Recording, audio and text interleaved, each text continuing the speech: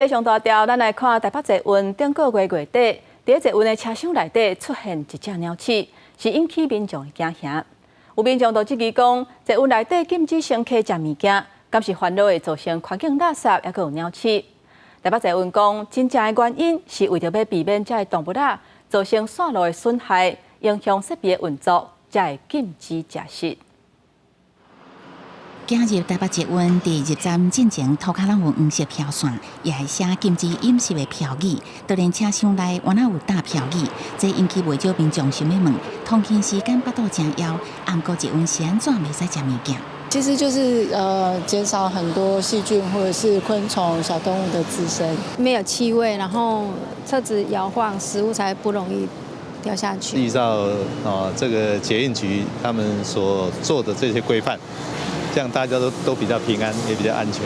有民众质疑台北捷运禁止食物件，是毋是甲较早有乘客伫列车顶发现鸟鼠有关系？还是烦恼食物会造成环境垃圾，才会禁止饮食？台北捷运公司伫官方的面册公布禁止饮食真正原因是捷运系统挖靠真济自动化的设备，而且班次济个密，为了维持系统的稳定，爱避免食物的诱杀啊引起虫啊，还是其他小动物破坏线路，干扰设备的运作。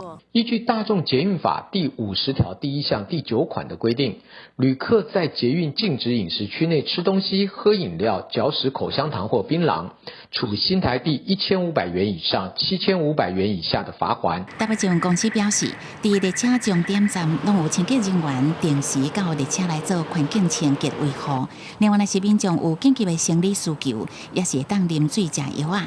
啊，毋过必须先互车站的人员知影。记者综合报道。